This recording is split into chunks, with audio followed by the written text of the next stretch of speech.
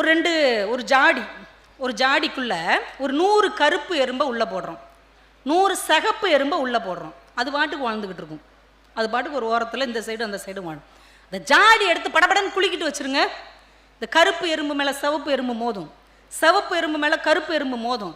ஆகா, எவனோ ஒருத்தன் நமக்கு எதிரியாக வந்துட்டான், ஒன்றை கடிச்சு கொதறி அடித்து பிடிச்சி சாகும்.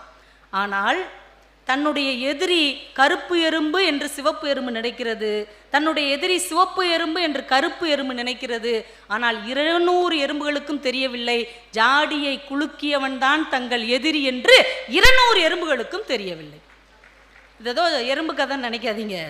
நீ அந்த கட்சி, நான் இந்த கட்சி, நீ அந்த ஜாதி, நான் இந்த ஜாதி, நீ அந்த மதம், நான் இந்த மதம், நீ இந்த கொள்கை, நான் அந்த கொள்கை, நீ இந்த சினிமா நடிகனுக்கு ரசிகை, நான் இந்த சினிமா நடிகனுக்கு ரசிகை. இந்த சண்டை நடந்துக்கிட்டே இருக்கா?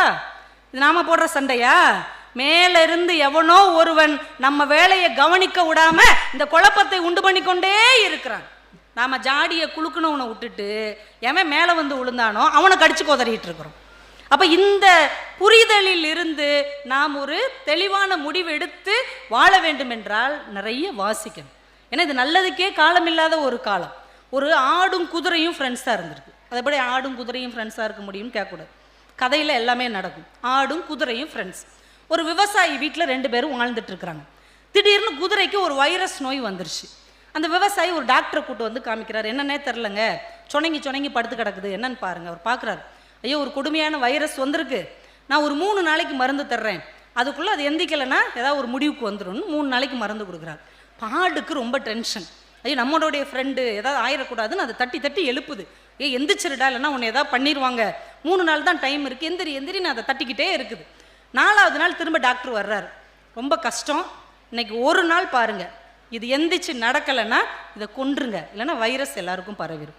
சரின்ட்டார் விவசாயி. ஆட்டுக்கு தாங்க முடியல, இவ்வளோ நாள் ஒன்றா பழகின ஒருத்தனை கண்ணுக்கு முன்னாடி எப்படி சாக கொடுக்குறோன்னு அதை போட்டு முட்டுது, தட்டுது, எழுப்புது. எப்படியாவது இன்னைக்கு எந்திரிச்சுன்னு அடிச்ச அடியில் அது எந்திரிச்சு நடந்துருச்சு. இப்போ விவசாயிக்கு சந்தோஷம்.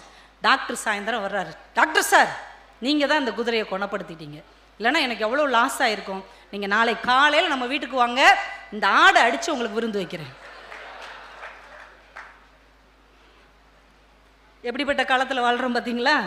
யாரால் நமக்கு நன்மை நடந்தது என்பதே தெரியாமல் நாம் உண்மையை பழி கொடுத்து கொண்டிருக்கிறோம் என்பதை தெரியாமலே வாழ்ந்து கொண்டிருக்கிறோம்.